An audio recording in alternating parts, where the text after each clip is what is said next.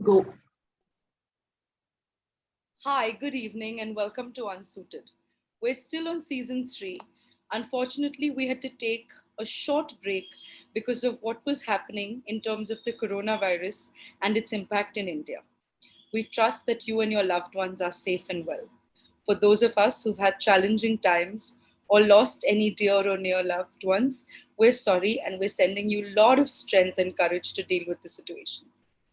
Refocusing on the episode today, we're joined by two ladies who are absolute firebrands in their own right. And put together, they can be quite the riot. You're going to see. Please join me in welcoming Priti Suri, the founder partner of Priti Suri and Associates. She's based out of Delhi. Hi, Priti. Good evening. You're on mute, Priti. Sorry. Hi, good evening. Hello. Thanks for joining. Our second guest today is Sandhya Vishal. Sandhya, welcome. Thank you for being here. Hi. Regional Council South Asia with Nielsen. She's also part of their compliance and integrity leadership as well as their diversity and inclusion leadership. Hi, ladies. Thank you for joining us. Thank you so much. Pleasure is all ours. Great to see you both here. Sorry we had to take a slightly long break that we did, but I think we were all dealing with different things for our loved ones, for strangers, in terms of what the coronavirus was doing nationwide. Yeah. Hi, Priti. Hi, Sandhya. We'll kick off on challenges. Obviously, the last couple of months have been very challenging for the country, for each of you. I know Sandhya has been less of a lawyer in the last couple of months at the company and more kind of a COVID kind of ambassador and expert and running the show at Nielsen.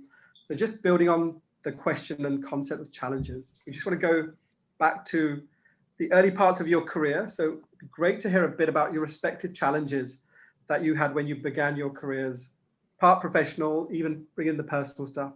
And then what propels you forward during those challenges? Because that's not always easy to overcome. So Priti, we'll go to you first. If you want to just kind of give us the background to the kind of challenges you faced when you were at the start of your career. So I think, thank you, Vikas. I will probably go back even a little bit before the start of my career, because I think some of my challenges, what I learned later on were perceived as challenges, was something that I was born with. When I was born, I had 2 fingers on both of my hands and 2 toes on both of my toes. Instead of 10 fingers, I had 4. And instead of 10 on the feet, I had 4 again. What that did, of course, when you are a kid, you don't really realize any of this. But I do know that my family probably went through a lot more than I did. The initial challenges and a realization that I was probably a little bit different was when I started going to a kindergarten school, a local kindergarten school. And it's the children who would come around, who would watch how I was holding on to a pencil, how I was actually going to write. They would whisper, they would laugh, they would point fingers. And, there would be good days and bad days. So I guess that was something that I saw very early on in my life. And I had to struggle a little bit with that. But I think at the same time, what happened was purely at a personal level. My grandmother used to tell my mother that when you take her outside, you try and ensure that her hands and feet are covered so people will not ask questions. So my mother said, there's no way I'm going to do that. And when I probably started realizing some of these things, my mom said, I'm going to take you and show you other people. So she showed me 2 different folks, one who had 6 fingers and another one who had 4 fingers, and not too far from where we lived in Old Delhi. So that sort of gave me that whole, thought that I was not necessarily the only one who was different. But I think, you said what propelled you. I think the love of my parents and the fact that my school, I was never ever treated in any different manner. If somebody, those looks were always there, right? When somebody's seeing you for the first time, they're going to look. Those looks are there even now. But at the end of the day, what you don't have is something that you never miss. Okay. And so what I realized pretty early on in my life, and I think it was instilled in me partly because of this whole condition, that I had to, my family nurtured me in a way that they also told me self-sufficiency was extremely important. So that talk of self-sufficiency, economic independence, education, those were like, pillars on which I remember my entire childhood. So I learned pretty early on how to handle challenges and how not to let them become daunting. So when I started my legal, when I started my law career, and I'm again an accidental lawyer. So when I started my career, I decided I was going to, those days everybody was a litigator. Now, when you were a litigator, you really were a glorified clerk. Okay. And I'm talking of the late 80s. You knew nothing, but you really went to court and you did what you had to do. I have always been a very, very result oriented person. And pretty early on, I saw that I was not getting those results for the clients that we were working for. So I decided I was going to pursue further studies, and I left the country. And I ended up spending over a decade away. I was in the US studying and then working. And then I was also in Europe for a number of years. I just think I took the challenges head on. There's no other way to, there was no other way for me because I didn't know anything else. When I had to come back to India and I had to set up the firm, I always used to feel that 24 hours in a day are too less because you have to do the work.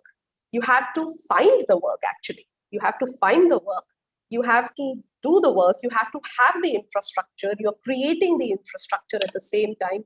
You're doing actual work. You're making pitches to people for potential new work. You also are equally worried where you're going to get the money to pay the bills at the end of the month. Your hiring is going on in parallel. So I literally felt like 24 hours in a day were absolutely insufficient. But there were challenges at every step of the way, and there still are. But there are different kinds of challenges. So I think the word challenge for me always meant take it head on and just thrive on it. I think hats off to to your mom as well. I know you credit both your parents, but the fact your mom was able to resist your grandmother, and especially from a kind of Indian culture and Punjabi culture, it would a lot of families you can imagine trying to hide their kids away if they've got kind of a disability or something different from them, because we're so image conscious. So I think really hats off to your mom for really taking it heads on and saying we are not going to hide away. There's nothing wrong with you. You can be independent and as good as anyone else. And I think also, like you mentioned, that kind of thing about financial independence, it's a great lesson because a lot of, especially women, I think even stats now will show a lot of women aren't taught financial independence, and they kind of struggle when they lose their jobs, or in this pandemic, we're seeing women are getting impacted a lot more than men. And you suddenly realize they don't have the financial independence or securities in later life. So I think you've got great role models there who really pushed you on, which is a great lesson for everyone else as well. When I think most of us are parents, to look at how do we push that onto our kids as well and not protect them from the world. Sandhya, over to you. So we know you've had some personal and professional challenges. If you want to kind of roll back the years and talk us through how you got to where you are today. Sure. So this is probably a bit of a rewind to 22 years ago when I passed out of law. So I think just as I was passing out of law, I was kind of met with two challenges. One is personal and professional. And strangely, it intertwined and coincided so much.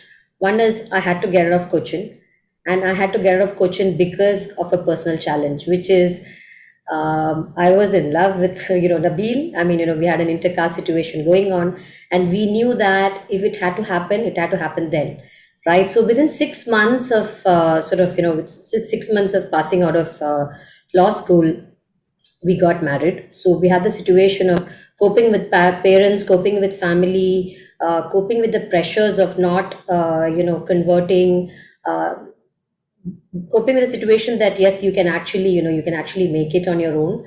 Plus, moving from a small town, like, not exactly small town, but still Cochin, and then having to adapt to two cities, one within a period of 6 months, to Mumbai and to Delhi, within a span of 6 months, with absolutely nothing in your bank account, right? So you're in a situation where you really cannot ask your parents for money because you want to prove that you're independent. The decision you've taken is indeed right, and you can back yourself up, right? So it was an absolute struggle. So for me, or for us rather, it just kind of really coincided. So that was, I think, the biggest challenge that I had to face. And I think, being from a sports background, I used to play table tennis competitively in the state level and in the national level. I think, being from a sports background and having played that competitively for almost 13, 14 years of my life, I think one thing I knew is that you cannot give up. I was very clear that I wanted to marry Nabil, right? So there is no way that you're sort of giving that up, right? And second is the other situation. Whatever else comes along the way, you probably are going to, like, sort of fail, but then you rise up and then you take it head on. So I mean, I think suffice to say, there were a lot of bumps on the road. There were a lot of bumps as we sort of went along. But we clearly, because we knew we had to make it happen, that single-minded focus kind of, kept us along, kept us going.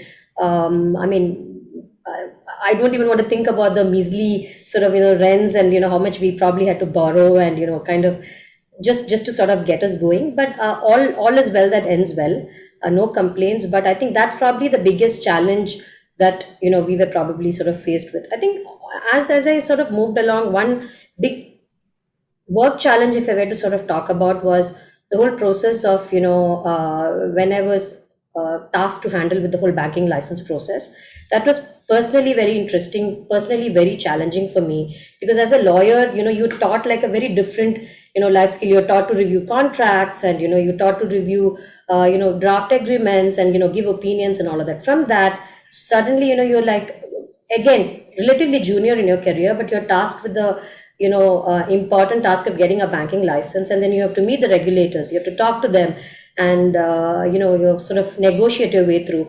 That taught me the importance of cold calling, just picking up the phone. It's not that Sandhya, Vishal was, or anyone, it's not that you could really bank on any titles to sort of get those appointments, but you just had to cold call, you just had to persist. So that was an absolute phenomenal experience. And that taught me the importance of building relationships, right from the Ministry of Finance, right from the the lower level clerk. From there, you build on your relationship, and then you move on, stay in touch with them, and it just teaches you various different life skills which probably law school doesn't teach you, right? So that was absolutely I mean, something that I really, really look back very fondly on. And that my sort of biggest takeaway from all this period of my career is that you don't really have to be in a role to, or a position to sort of influence a particular outcome. I mean, that really doesn't make much of a difference. We can all influence in our own daily roles, but one thing I always believe, one thing I always tell my team is, we have to walk the extra mile. You have to sort of go above and beyond. Just being comfortable in your roles, and just being tasked with what you were supposed to do, or you think your role entails, will only get you maybe to this level. So that's something I kind of live by. Yeah, and I think I think what Priti mentioned, she had her parents to kind of really put those kind of foundations of pushing forward. I mean, sports, you mentioned, was a very key kind of attribute to helping you develop that fortitude of just keep going, because it's not being you're a national level player, and and that is also tough, because there's a lot of mental challenges, and just trying to deal with failure, not going the way you want. I think if we can build those kind of foundations when you're young, like it's helped you in your career today and getting Yeah. up the last month. Yeah, just one more thing, probably one similarity that I think Preeti and I also have is, my father was also very clear that you have to be financially independent. There is no go. I mean, so even right in law college, I used to, sort of maybe go for exhibitions, and, maybe take tuitions and get the pocket money. So there was, or I was getting prize money from my tournaments. So I was always taught to be financially independent, and I have a lot lot to thank him for. My mother used to work, my dad, both of them were, working in banks. Financial independence is something we were taught very, very early on, both me and my sister. So yeah, that's just something. When Preeti mentioned, that's the similarity probably both of us have. Super. Super. So, taking it on to the next question for the both of you. We've all been at some level, recipients of professional bullying at the workplace. It could be at any age, at any time. You could be a junior, mid management, sometimes even a very senior professional, right?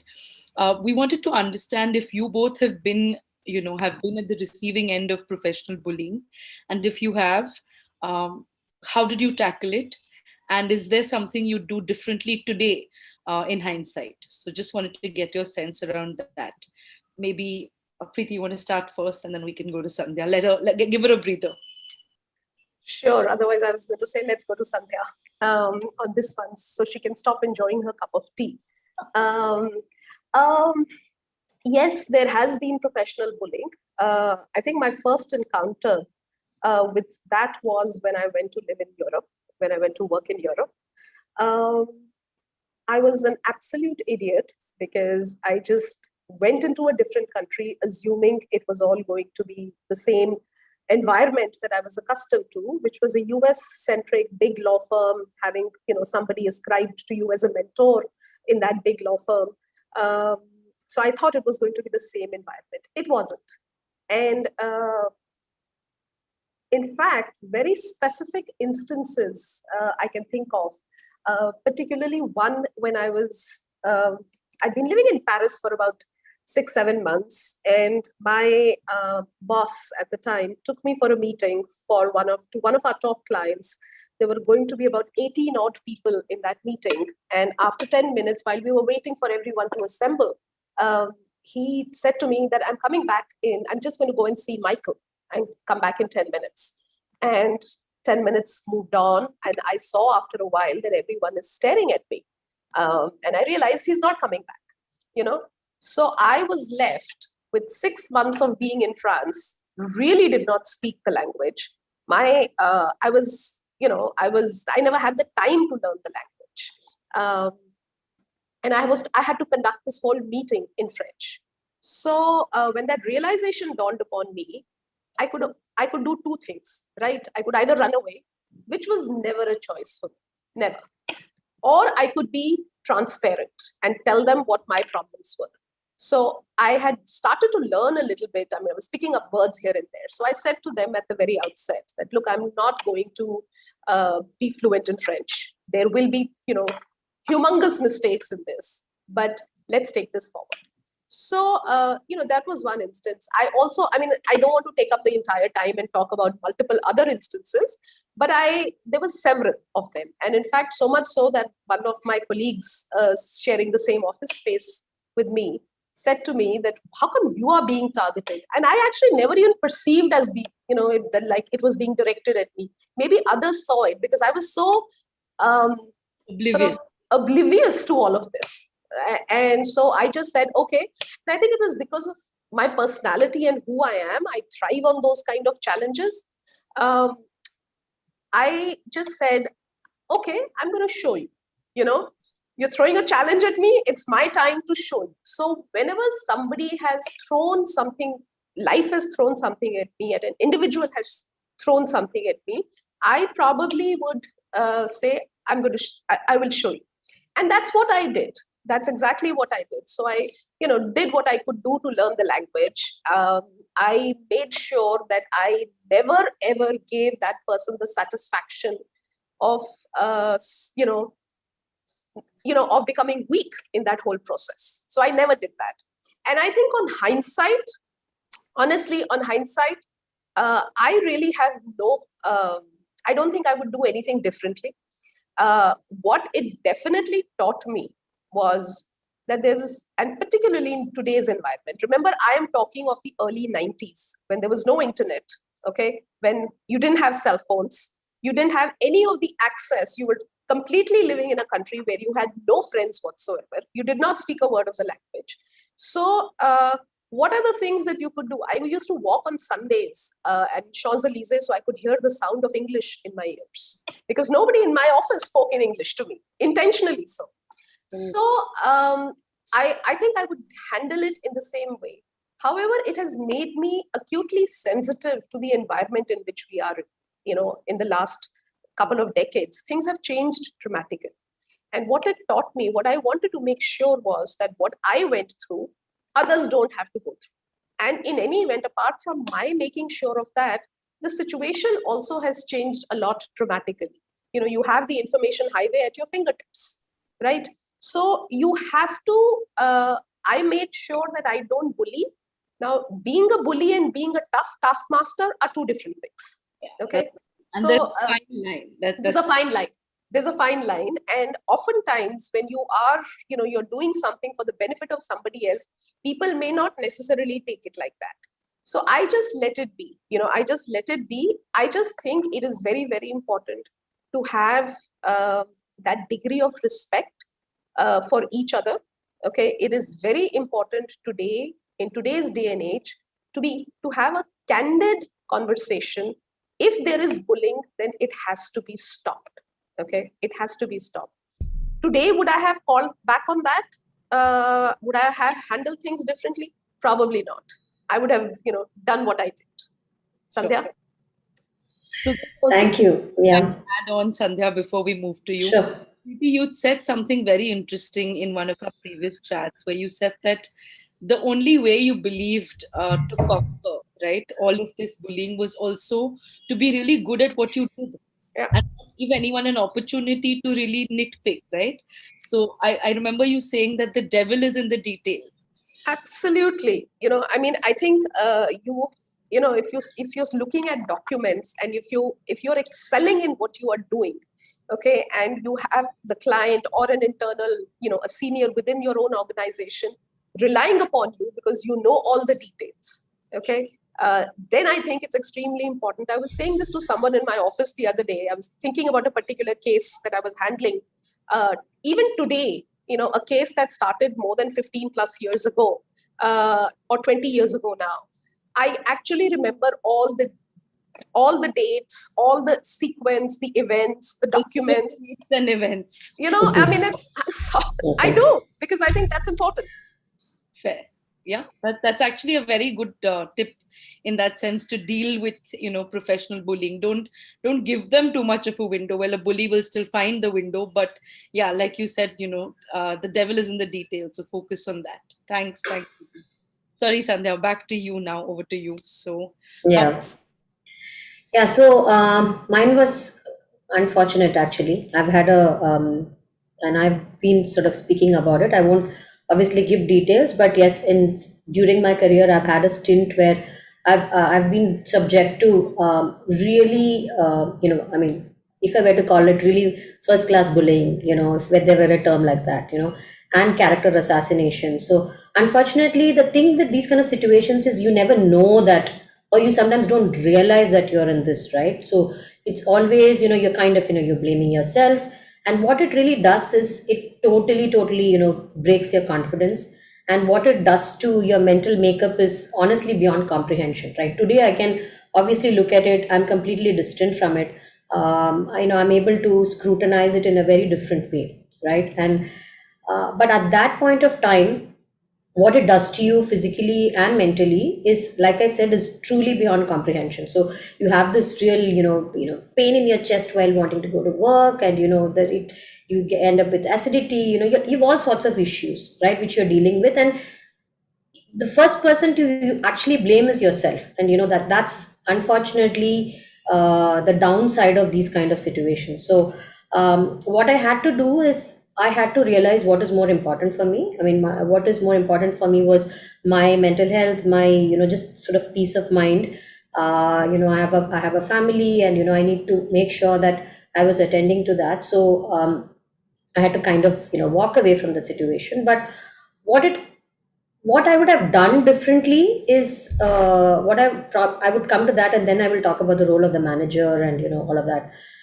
What I probably would have done differently is I would have probably leveraged more of the allies, and I would have probably spoken about the behavior which the manager was sort of reveling in, or was sort of thriving in. I was probably would have highlighted those examples, and I would have probably spoken about it a lot more, which is why I'm very passionate about whether it is maintaining a good sort of workplace environment in my current role in as a compliance and integrity leader and all of that. But I would probably would have leveraged my allies, and I would have spoken about it a lot differently. I would have still done the same. I would have walked away from the situation, because I realized that due to various reasons that was not going to work out. So I don't regret the decision, but what I would have done maybe is to sort of say that, look, hey, posters alone and talking about it just doesn't cut it. You actually got to walk the talk. So I would have done few things differently, but I would still value my my peace of mind and my mental health above all. So I probably would have, the end outcome probably would have been the same. Yeah. I think in this context, I think it's very important to talk about, yeah, and for all youngsters, for everyone, I think it's very important to look for workplaces that values respect, right? I mean, you always talk about respect as a we have respect as a value, but how does it translate into your everyday work life, right? How does it translate into how you are interacting with each other on a Zoom call? How are you allowed to speak up? Are you allowed to voice your opinions freely? Are you reprimanded for it? Are you crucified for it? Or do they really do they take these small microaggressions the way they should, right? That's very, very important for workplaces to sort of focus on. I mean, do they have a complaint helpline, right?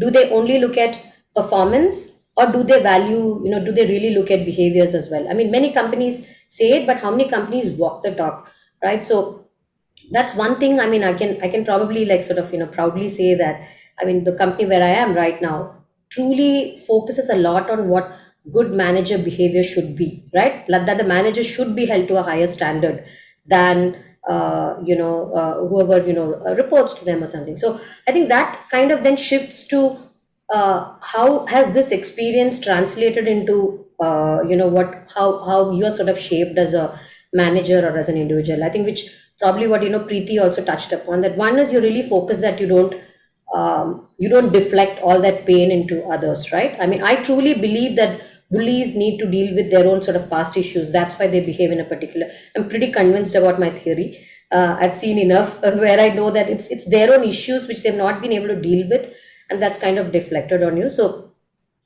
one is, I mean, do not set, when you're in a team, do not set standards on controls. I mean, set standards on, delivery, set standards on behaviors, set standards on excellence. I mean, there's only so much, setting controls is not going to sort of, help. So that is one very important thing, in a role of a manager, that you can really sort of lead the way or pave the way in.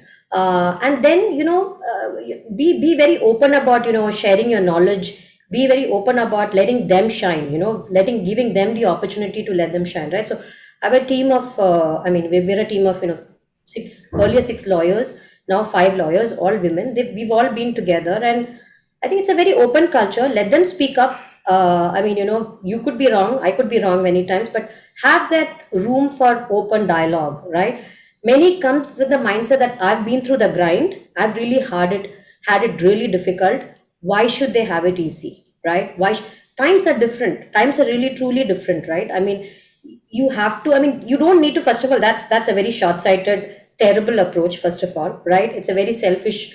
Unfortunately, also a very selfish, short-sighted mindset. That's not going to win you camaraderie. So, I've seen many people. Why should they have it easy? Why should they Why should they go at 6 o'clock? Or why should they be allowed to do that? That's not going to. I've never had it. I've had to work till 2 a.m. So that mindset is very, very important, to move from. Having said that, I completely agree with Preeti, and this is something I always say: flexibility, or whatever you talk about, whether it's workplace culture, flexibility is never a one-way street. If the employer is being flexible, it is equally upon us to be flexible as well. So, yeah, I think, yeah, probably just, that probably sums up my experience with bullying, and then how that translates into really valuing a workplace that sort of values, respect and all of that. Yeah.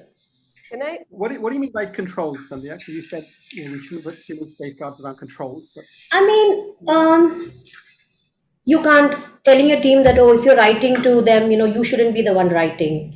I should be the one writing. I mean, I've seen many of those. I mean, those are all very archaic sort of, mindset to have. I mean, they are entirely capable of having those conversations, or, there are some conversations you need to be in, because as probably as a functional leader or something, you really need to know. But there are some conversations which if they are handling, they should be completely given the freedom to sort of, take it forward, and everyone should know it's they who have done it. So there is no harm in it. So there's a fine line where you need to sort of draw it matters like this. So yeah, that probably explains what controls are. Priti, Yeah, I you think- wanted to say something. Yeah, I just wanted to add to what Sandhya was saying. I also think, in a law firm setting, hierarchy is overrated. Okay. Hierarchy is overrated for the simple reason that there's too much of hierarchy, and you ultimately have one person reporting to the next one, and then the next one. So the objective always is, let the youngest one, who might have a great idea, remain shut. Do not give them that necessary visibility. So I think as part of the whole process, it is extremely important for law firms to actually all consider that you value an idea, you value a thought, you value that particular piece of contribution that an individual is making. So I can only speak for myself.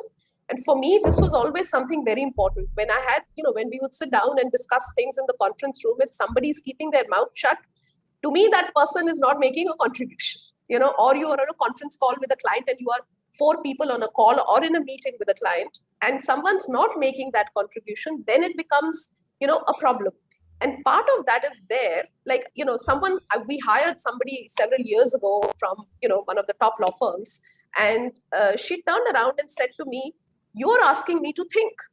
This is somebody who had over a decade's experience. And she says to me, you are asking me to think.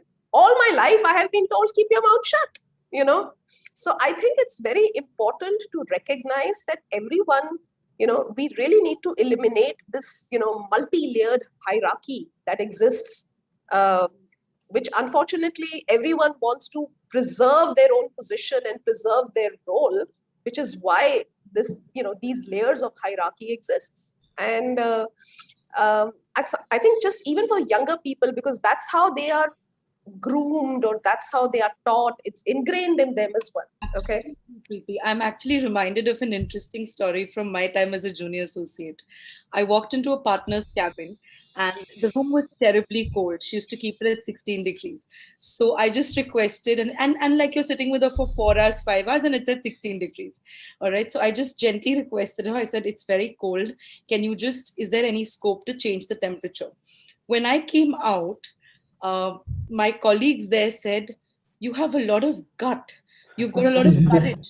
You told the partner to change the temperature in her cabin.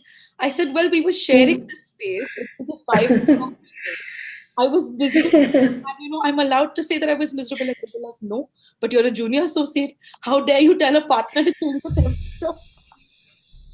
So that is how deep-seated the hierarchy can be, to further the point you made, Priti. So yes, true. But it's interesting how that links in, like what Sandhya was saying about, the controlling nature of individuals. But you don't necessarily always think the reason hierarchies are created is to to allow those control freaks to essentially control all the layers, rather than having a flatter structure where you've got to be more transparent and open to, to people talking to you and expressing ideas.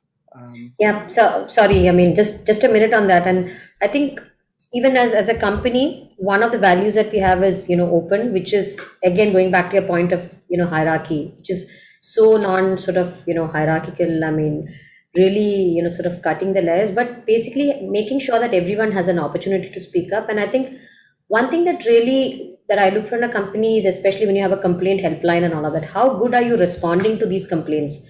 How involved are you? I mean, sometimes it may take you 6 months or 1 year to resolve a complaint, which is like a complaint on workplace harassment. But if is a company really invested in fixing those fundamental issues? Are they invested in fixing those behaviors? Or are you just going to say, well, he's a good performer. He just has these like, sort of minor issues, and that's okay. We'll deal with it. So I think that's very important to, look for. And that I think that, many employees want to stay with that culture. That kind of, they really value that culture. Yeah, it's a tricky one. I mean, you see not just in lawyers, but in corporates, but even in, we see that a lot. Like even in sports and that, the alpha male kind of culture that still permeates. Yeah. A lot of change that's needed. But going back to your point, Sandhya, we'll ask you one, because also we're running out of time in this section. That you were talking about, a lot of firms, corporates have posters everywhere saying this is our latest D&I initiative. We're sensitive to employees, etc. But very few walk the talk.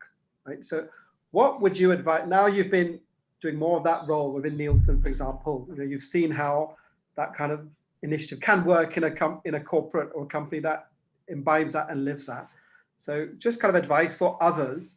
What kind of cultural and structural interventions, can we bring into the workspace to make it even safer and more enabling, for not just women, but just generally employees overall, to make again in corporates and law firms? Yeah, so I think diversity and inclusion, I mean, earlier used to be like a good to have.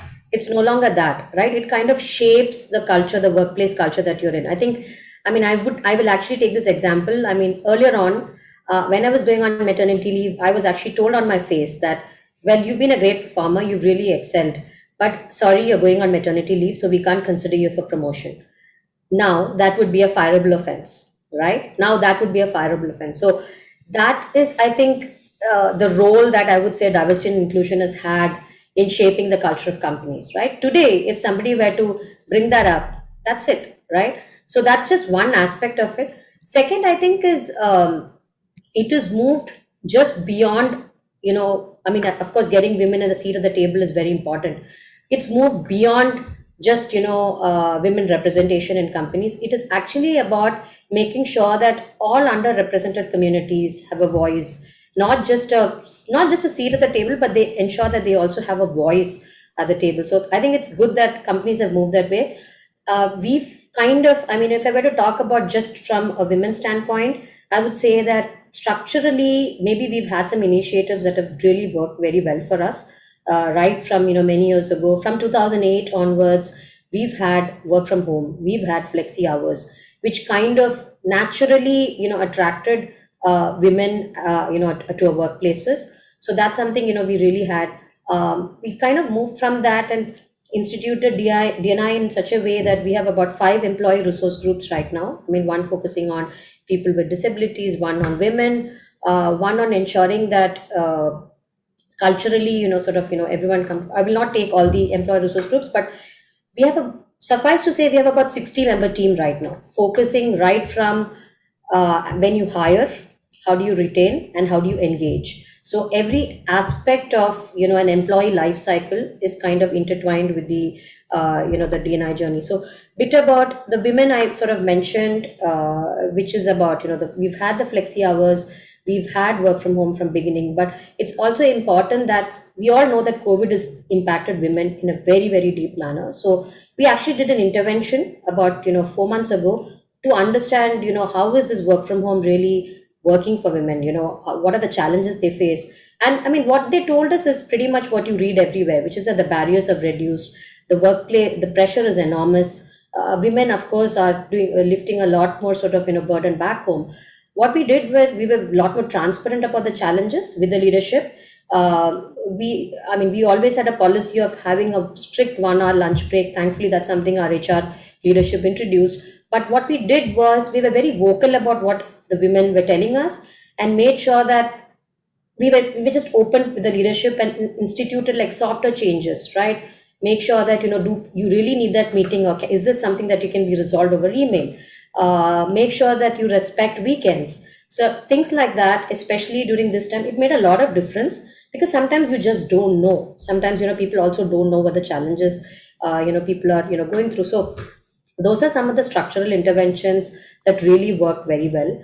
Also, like I said, DNI is beyond that. DNI is also beyond ensuring that other underrepresented communities have a seat at the table. So we're very focused on the LGBT plus community. We've actually done sensitization workshops on how do you interact if you have an employee. Let's assume you have an employee from that community. Is that person going to feel welcome? You need to first of all make sure that the ecosystem is such that it's trained to welcome an employee from the community. We hired about 5 people who were differently abled last year, and we ensured that trainings were done for that entire team on how that employees would made to feel welcome in the company. That's equally important. You can just hire, but how do you sort of ensure that the employee is retained, employee is happy, and how is he made feel welcome? So these are some of the interventions we've sort of really focused on. One important intervention, I would say, especially with COVID, and we've seen, I mean, probably globally, everyone has seen that women have been more impacted. But we did some analytics work specifically to see representation of women across functions, across bands, and we are doing some sort of targeted interventions. I mean, do we need more women in technology? So then do we participate or sponsor job fairs which are focused on technology? So many such targeted interventions is something that the whole ecosystem, not just the DNI team, the HR team, the leadership is really involved and passionate about. So I mean, you it really needs consistent and persistent efforts to sort of bring about a change. And I think COVID has really taught us that it's not just a good to have. You absolutely need to be sort of razor minded sort of focus on initiatives such as this. So yeah, this is something I want to do. Yeah, I know we're going to wrap up this section, but it's one of the things that you've got to have a leadership team that believes in it, is passionate about it, and walk the talk, which Priti has in her firm. You're lucky that Nielsen has that culture and it's given you the kind of freedom to run with that as well, with what you're doing as well. Great. Tanisha, we want to wrap up and move over to the rapid fire. Thank you both. This was an interesting segment. We're now moving on to the second segment. We call this the interrogation round. We want you to be quick. Don't take too long to answer. Don't be influenced by each other's answers. And bear with us as we let the okay. So we'll start with you, Priti, so that Sandhya gets Wait and watch. ready. Please be candid. Please be honest, and don't be a lawyer. So don't take too long, and don't. Those are some of the rules. Are you ready, Priti? I'm ready. I'm anyway a spontaneous person, so yeah. Yes. And I'm not going to watch what I'm saying. Okay? Yeah, that's Very what good. I'm looking forward to. Okay, let's go. So, Priti, what are the top 2 compliments you've ever been paid thus far in your career? The fact that I actually put myself in the shoes of the client, and the fact that I am a trusted advisor. Okay, then next, if not a lawyer, you would be a traveler, gypsy, photographer. Oh wow! Okay then. Do you photograph? Do you use? I mean, are you a photographer? I enjoy photography. I don't have a fancy camera, but I enjoy photography very much, and I love traveling. So I'm combining the two together. Nice. All right. If you woke up as a man, the first thing you would do would be scream. Maybe try and figure out how I could change my sex. All right. Okay. How do your friends describe you? Someone without whom life would have a different purpose, and someone without whom life may not necessarily give us the necessary strength that we, this is emotional, okay? This is a little emo. So, and someone who always sets boundaries. I think I want to be friends with you. Can I give you my ring right now? And is that something we allow here? Done. Okay, super. All right. So the next question. What is your argument style on the personal front now that we're becoming friends? Are you passive, aggressive, or assertive? Combination between aggressive and assertive. Not passive. Not passive. Okay. Not passive. All right. How would your foes describe you, Priti? Your foes. Don't ruffle her feathers. But how are they describing you? How are they describing me? Oh God, no, I don't want to say that. She is the B word. Okay. Brave. Sorry. Got it. Okay. All right. Next question. What is the first thing you do when you open your eyes every morning? Look out for my mom. Oh, okay. Now there's a fire and you need to run out of the house. What are the top 3 things you're going to grab and flee? My mother, my passport, and my driving license. Okay. Clearly, she's set to travel. All right. Last one for this segment, and then I'm going to go to Sandhya. You meet Donald Trump in an elevator, and you have 30 seconds to say something to him. What are you going to say? I would kill him. No, I- no. You have to talk to him. No touching. Only I don't want. I'd probably take him against the corner and try and punch him. I'm sorry, I don't want to talk to a person like that. If it doesn't work, that's okay. You can choose to not engage. Yeah. That's allowed. All right. Well done. We'll now move to Sandhya and then come back to you. Sandhya, are you ready? Yep. Okay. So, what are the top 2 compliments you've been paid in your career thus far? That I get things done, and I'm dependable. Super. If not a lawyer, what would you be? Maybe something in public policy. Public policy. Okay. Yeah. If you woke up as a man, what is the first thing you would do? I think similar to Preeti, and pinch myself to tell me that it's not a nightmare or something. All right. How would your friends describe you, Sandhya? Caring, helpful. Nice. All right. What is your argument style on the personal front? Are you passive, aggressive, or assertive? Assertive, I think. Yeah. Nice. How would your foes describe you? Opinionated. Opinionated. What is the first thing you do when you open your eyes every morning? Unfortunately, check my phone. I knew one of you would say this. Yeah. Sad. It would be you, Sandhya. Okay. Next question. There's a fire and you need to run out of the house immediately. What are the top 3 things you're going to grab and flee? Definitely, I think pretty similar to Preeti. I mean, make sure Nabil Dia with me, my phone, and then my travel documents. That's it. All right. And now you are meeting Donald Trump in an elevator, assuming Priti hasn't seen him. And you have 30 seconds to say something. What are you going to say? Walls don't last forever. Maybe, yeah. All right. Okay. We'll pass over to you to take some of the next questions forward Sure. with the ladies. So I'll continue with you. A book you highly recommend reading for life lessons.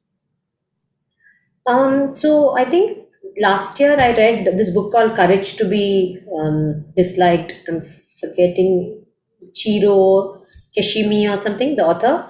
So it's about a book told from the eyes of Freud and Jung about basically letting go of your own limitations and having the courage to be not liked, right? I mean, so it talks about various theories that one can really adapt or adopt, whatever. So I thought it was a fantastic book. It talks about few theories and what one can sort of imbibe.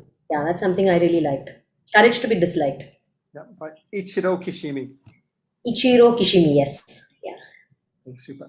You could either read minds or be invisible and enter rooms. Which option do you find more exciting and why? Yeah, I would read minds. I want to plan my next move. For sure. If someone has to be hired by you, all they have to do is bring you your favorite food, which is? Ideally South Indian, but I think I make the best South Indian, so no. If they have to, maybe Chinese, good Chinese. Which is your most open application app on the phone? Twitter. Ah, okay. Is that still allowed in India? I don't know. Come on. Next question. Are we still a democracy? Yes, we are. Just about. What tells you the most? What tells you the most about a person when you meet them for the first time? I sort of observe body language very closely. Yeah. And the best advice you were given was?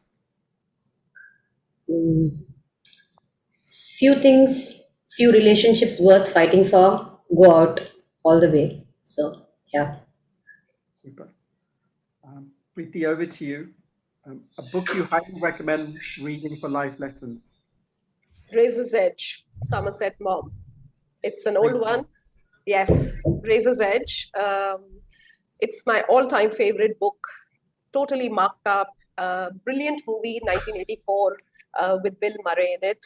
Tells you a lot of the what's important in life and what ought to be important in life and how you need to take life. So, and it's also the movie was shot in some of my favorite places in the world. So I have really enjoyed it, and it kind of comes back. It was in the US, in Paris, in the mines of Germany, then Kashmir, Ladakh, back to Paris. So yeah, it's definitely something I would highly recommend. It tells you how do you cope yourself in all kinds of situations and what is the value of life. All-time favorite. All right. And you could either read minds or be invisible and enter rooms. Which option would you choose and why? Invisible and enter the room because I'm arrogant and I think I'm a good mind reader. Okay. If someone has to be hired by you, all they have to do is bring you your favorite food, which is? Vietnamese. Can you get that in Delhi? Can you get good Vietnamese? No, it just means I have to travel. Not in India. I guess the second best would be Thai, good Thai food, but Vietnamese is my hot favorite. Wow. Which is your most open app on your phone? I guess the call one. I'm not a big lover of the phone. The phone doesn't stay with me all the time, and I typically shut it off on the weekends. So unlike Sandhya, I'm not, glued to the phone. Only on days when I have to be. So pretty unlike most managing partners, I think, in the country. Yeah, I mean, phone it's just a tool. It's a tool to communicate, but it's not my life. What tells you the most about a person when you meet them for the first time? I think body language for sure, but I'll add one more thing to that if I may. How they shake hands, the strength with which they shake hands. Do they just touch the fingers or do they actually shake hands properly? That tells me a lot. I really judge people with that. Sorry. How are you figuring that out in a virtual world though? Like you and I are meeting. No, I think the body language. I'm using Sandhya's body language here. You can barely see my body on this little screen. No, I can tell. I told you I'm a good mind reader. Okay, I'll connect with you later for your assessment. Okay, done. Tanisha, this could get risque. The best advice you were given, Priti, was? I think what my dad said to me: work hard and never let somebody put you down if they're calling you a perfectionist or a workaholic. So just keep on working hard. Wow. All right. My turn again. So I'll continue with you, Priti, if that's okay. One thing you would change about yourself? I guess I would like to put myself my own priority. Nice. All right. If you had a warning label, what would yours say? Beware, she may bite. Nice. Okay. Now since you and Sandhya are such great friends, online and offline, if Sandhya were to write an autobiography, what would you title it?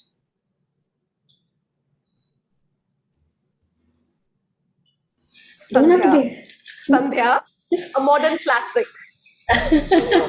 Okay. One chore that you mastered during this work from home phase? Multitasking. Multitasking. And the last one for you, Preeti. What would you like to be remembered as? Um, for being candid and authentic, and as someone who speaks from the heart. Oh, nice. Okay. Over to you, Sandhya. One thing you would change about yourself. Um, I think I'd like to be less attached. Okay. If you had a warning label, what would yours say? She's likely to tell it as it is. Nice. Again, since you and Preeti are such great friends online and offline, if she were writing an autobiography, what would you title Preeti Suri's autobiography? Nothing she can't do. Nice. All right. One chore that you've mastered during this work from home phase? Um, I, Probably more of cooking. Yeah, Okay. yeah. And how would you like to be remembered, Sandhya? She had stories. Nice. Yeah, yeah. Well done, you both. It brings us to the end of the interrogation. This was fun. Moving on to our last segment, which is the round where we request you to bring in a memory or a thing and tell us its significance, either just in life generally or in the professional context. So, Sandhya, if you want to go first, please do. Mm, I think for me, one thing that reminds me of all of sort of where life has taken me and life struggles and all of that is the sari that I bought when I was getting married, for which I had to sell a piece of gold I actually had on me, right? And I went to Matunga. I bought a Maharashtrian sari. I still have it.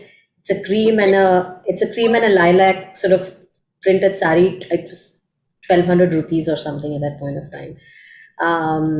Yeah, that kind of holds a lot of memories. One is not having your family, but still uh, having to do it all on your own, but still telling yourself that you can actually do it. So, like mixed bag of memories associated with that one. So that's one. And I think maybe just in terms of more, I wouldn't want to call it material, but something that gave me huge satisfaction was getting a CEO, a global CEO's award. When I was in ANZ for getting the banking license and all of that. So that kind of yeah, those two still hold a lot of value. One, yeah, I can't possibly compare the two, but yeah, just something I wanted to. That's beautiful. I know that you're not in Bombay, but if you were, you would have shown us the sari and possibly, right? Yeah, I mean, yeah, I'm not in Bombay, but yes, it is in Bombay, packed, safe. Safely. Yeah. Okay. Preeti, how about you? A memory, a thing? So I have a couple. I was thinking while Sandhya was speaking, you know, I think my first uh, paycheck that I got, scholarship check that I got when I went to the US to study, the mammoth sum of $700. So that's really, I really cherish that. In 2017, I was in Washington, D.C., where I was given this award for the American Bar Association for advancement of women in international law. Uh, my mother's expression when she saw the standing ovation when I went, when I went up to the stage to get that award, she accompanied me. She's 86 today. She accompanied me at, that was 4 years ago. So she was in her early 80s because she wanted to see that. So her expression at that point in time for me was like a priceless memory.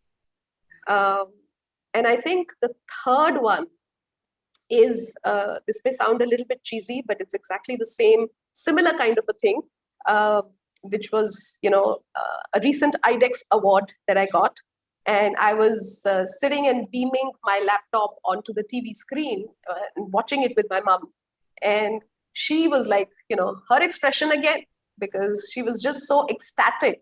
You can obviously see I'm very close to her, but just her expression and that whole sense of pride that she had. So those are like priceless memories for me.